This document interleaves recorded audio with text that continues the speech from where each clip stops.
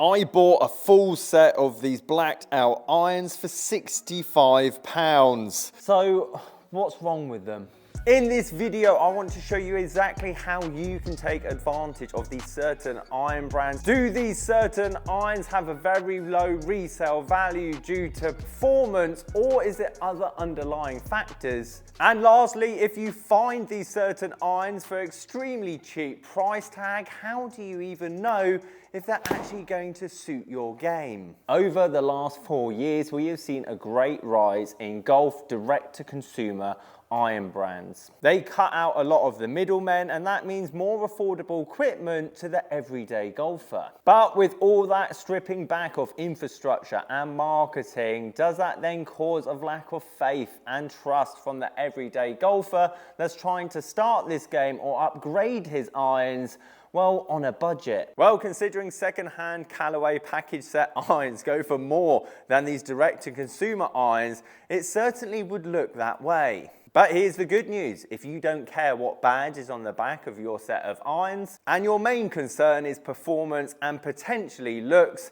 then I think what I'm about to show you is probably of interest. Now, for the same reason that these go for next to nothing is potentially the same reason that there is a massive disadvantage with them. But I have got two other options in terms of direct-to-consumer market that gets you that crashing price, but potentially a few more alternatives. Now, this is the first time of me hitting a Cali iron, and I'm ready to put it through its paces. Because when I saw these irons posted on Facebook locally to me with a price tag of £65 for the whole set of irons, I honestly thought the price was too good to be true. But after looking through eBay of recently sold, and these are the oldest model of Cali irons, the X irons, I was quite stunned to see the regular price that these irons go for, and virtually the reason that inspired this whole video. Now, big shout out to Reese, who actually watches the channel. I turned up at his door and he recognized me, and I said thank you, because these are now inspired a whole new video. But I did ask a very important question: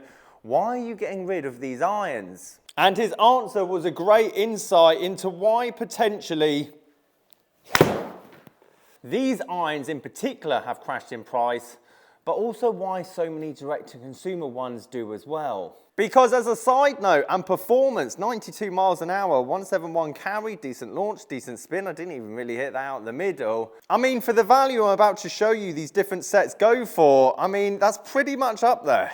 But for the same reason, I get so many messages from people's second-hand bags that they've built them themselves. Questions: is this regular flex right? Is this head type right? Do I need a thicker grip? Do I need a combo set? The list goes on. The point is, even top brand manufacturers of irons, TaylorMade, Titleist, Callaway, fit for their irons with state-of-the-art technology, amazing club fitters, and even then there's questions in golfers' minds: are these actually right for me? You put those questions in the mix to direct-to-consumer brands that don't have custom fitting availability. Apart from demoing maybe one iron, you can't really test them yourself. How do you know what shaft you need? How do you know what length? How do you know what grip? And considering what I only perceive the main majority of customers that these direct-to-consumer iron brands have are, well, mid to high handicappers looking to save a bit of money on their first or maybe upgraded iron set. Oh, 224 yards carry. Well, that's only going to fuel the fire of doubt in a lot of golfers' minds, thinking, are these actually as good as they say they are? But that's only one reason why I think these particular irons and other direct-to-consumer iron brands actually crash in price once you take the wrapper off them. But before we get into that, I probably should put this to bed. Iron technology, faces, head designs, you name it, has, well, flatlined for quite a considerable amount of time. However, I'm not going to stand here and lie to you guys saying that there's no difference between this that's had multiple millions pounds of R&D, research, materials, testing, is no better than something like this. The bigger question is, how much better is it for that everyday golfer versus the amount of money that they're investing into their game. And that's why I'm going to be doing a lot of second-hand club fitting testing in the studio for the channel to hopefully get some of those answers. Now Cali have got a new range of Cali irons which I've yet to test, and before we go into the prices of the other direct-to-consumer brands, here's the prices of these ones and some negatives. These ones never had graphics on the irons. They came in stiff and regular, but as you can see, I couldn't possibly tell you. Therefore, if you bought these secondhand, you have to rely on the person that's selling them to you to actually tell whether they're reg or stiff. A side point for a lot of you golfers that love the look of blacked out irons, but also love a very steep swing into the ground.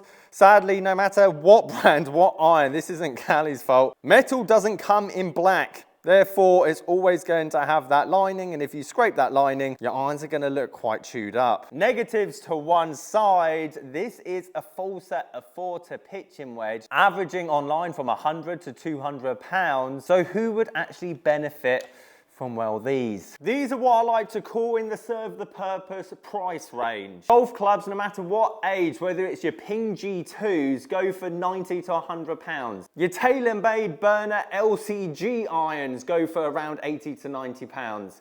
These are sets of irons that people just want to go and play the game of golf. And these right here very much are in this price category. And the other two options, again, are verging on that serve the purpose range. As you would imagine, these are heavily offset, very chunky, and have this new hollow back look and aesthetics that everyone seems to want nowadays. But if someone came to me and just started the game off 36, hasn't broken 110 yet, and picked up this set of irons for £100, £150, would I say that's an awful decision? No. If I had a client that plays off 9, 10, 11, 12, low, mid-handicap range and wants a set of irons for his holiday home away,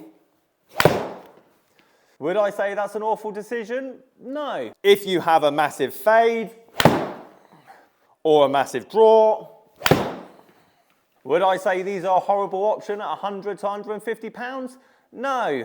The point is these direct-to-consumer brands don't have the hype or following just like the big name brands, meaning they get to the serve the purpose range quicker. And because iron technology is flatlined for so many years, do I really think that average golfer that just wants to get out and play in those certain situations with something that looks decent really going to lose out all that much? Probably not for the price tag that they're paying. The first direct-to-consumer brand that's not Cali is Tacomo. I did a full review on their old irons. A lot of you actually got that. A lot of my clients have got those Tacomo irons, and I really referred it very much to the Ping i500. The upside of Tacomo is there's a lot more choice on eBay, especially when it comes to second-hand sets. And again, with Cali, there just wasn't that much. When these do pop up, they go for next to nothing. If you do want something a bit more particular, a bit more unique, sub 70 is a great brand when it comes to second-hand value. Nick's a great club fitter and builds all the stuff in the UK, and obviously I appreciate sub 70 has different places in different countries with different fitters and builders, you name it, but he knows his stuff, built very well. And because there's that variation of different people getting fitted for them, finding one with a stiff flex, 1 degree flat, length, is just going to be more choice out there. However, there's some of you that won't want direct to consumer, and you'll want some of the most underrated irons for mid-handicap golfers that are going for a great value in 2024. And if that's the case, this video up here on the right hand side. Catch you guys there.